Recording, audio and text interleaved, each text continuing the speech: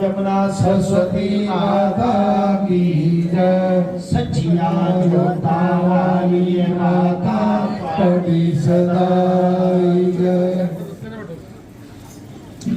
आज की जय। गीता महात्म। पहले सतगुरु महाराज जी को थोड़ा सा याद कर ले ताकि वो आशीर्वाद सबको दे। सुखां दे विच वसदे ओ लोको वे मेरे रल मिल दर्द वंडावो।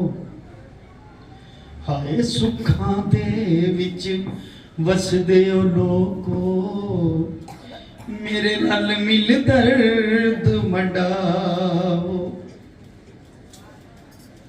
किथे तुर गए ओ मेरे दिल दे जानी मैनू ऐना भी दस जायो।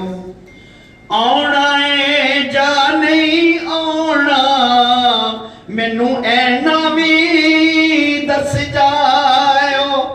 सरदार मेरे हले दूर नहीं निकले वस लगदा ते मोड़ ले आओ। सुखां दे विच वसदे ओ लोको मेरे रल मिल दर्द वंडावो। परम पूजनीय महात्मा ज्ञान गिरी जी महाराज की। एक कोशिश करना, ये हमारे सतगुरु महाराज जी हैं, ये कोई आम प्रतिभा नहीं है। बोल रहा हूं कि अभी की है, आम प्रतिभा नहीं है। ये आम मनुष्य नहीं, आम मानव नहीं। इनका जब भी कोई शिष्य नाम ले तो या तो कान पकड़ ले, नहीं पकड़ना क्योंकि उनका नाम लेने के हम काबिल ही नहीं। पहली बात ही तो नाम के आगे श्री जरूर लगाए। कान नहीं कहीं पकड़ सकते, शर्म आती है ना, गुरु का नाम है तो श्री जरूर लगा दे। श्री ज्ञान। देखिए हमने गुरु महाराज जी के जो नो प्रॉफिट नो लॉस पे जो हमने ऑफिस खोला है उसमें भी श्री ज्ञान ज्योति शिक्षा केंद्र लिखा। अपना तो कुछ भी नहीं है, इधर भी श्री है, यानी कि हर जगह श्री होना चाहिए शब्द। आइए गुरु महाराज जी को याद करते हुए, दिल में बसाते हुए गीता महात्म के पाठ का अंतिम श्लोक। भगवानो वाच।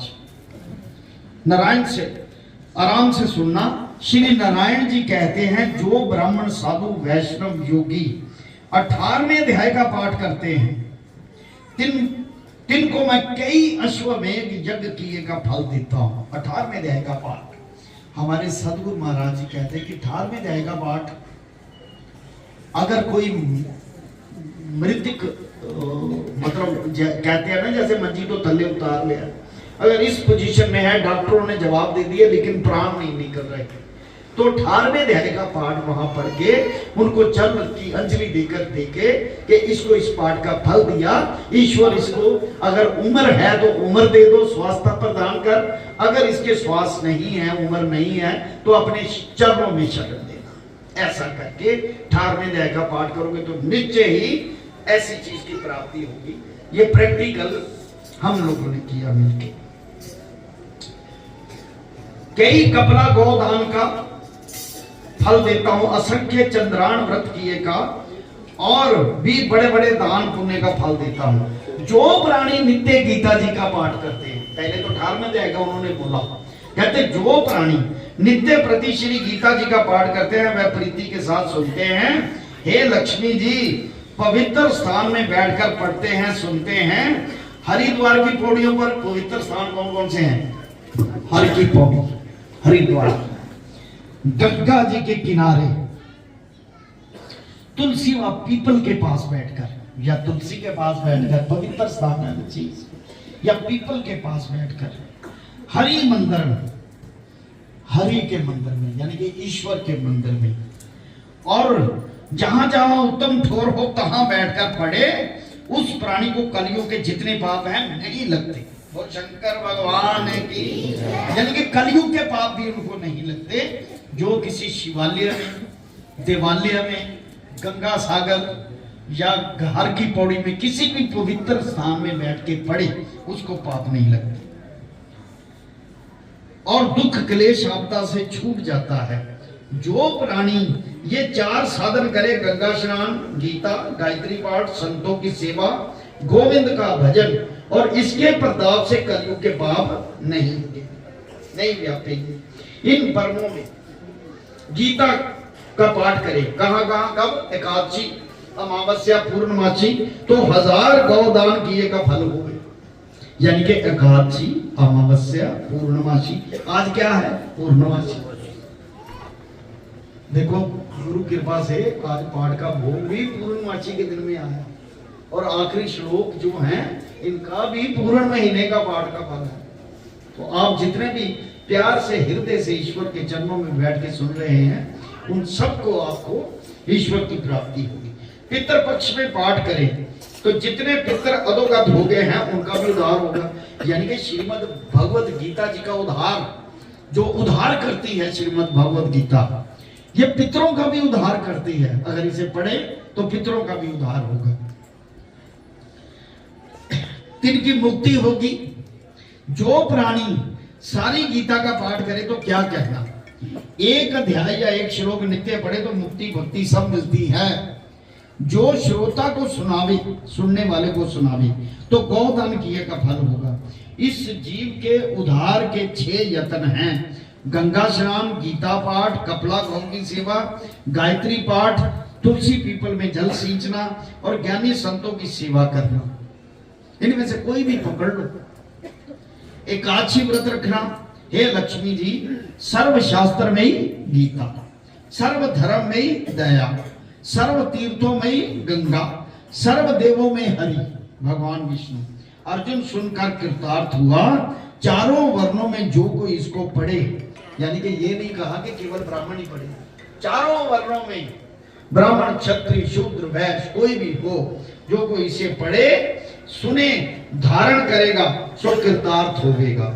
इसकी अपार महिमा है, कहने सुनने से बाहर है, मुक्ति भुक्ति की दाती। बोल सद्गुरुदेव महाराज की, बोल शंकर भगवान की। सबको बधाई हो, आपने पूरा महीना पाठ सुना, गुरु महाराज की शरण प्राप्त की, अपने अपने भाव से भजन गाए। ईश्वर और सबकी मनोकामना पूर्ण करे। बोल सद्गुरुदेव महाराज की। हमारे राजकुमार डोगरा भी अंतिम श्लोक सुन के इन्होंने रास्ते में सुन लिए, कल्याण हो गया इनका भी। ये राजकुमार जी डोगरा हमारे मंदिर के खास, इनके पिताजी भी इन्होंने नींव रखी है। पिताजी जो है ना, इन्होंने ही धर्म का काम शुरू किया, सब तरफ जाके गुरु महाराज की संगत में सदा रहे। उन्होंने पूर्ण हमें आगे चलना सिखाया कि कैसे चलते हैं। ये सतगुरु महाराज जी की कृपा से ही ऐसा हुआ। तो राजकुमार डोगरा जी, बहुत बहुत आपका स्वागत है। आप इस मंदिर में आकर कृतार्थ किया हमको, बहुत बहुत धन्यवाद। ओम नमो शिवाय, हरि ओम नमो शिवाय, ओम नमो शिवाय, हरि ओम नमो शिवाय, ओम नमो शिवाय, हरि ओम नमो शिवाय, ओम नमो शिवाय,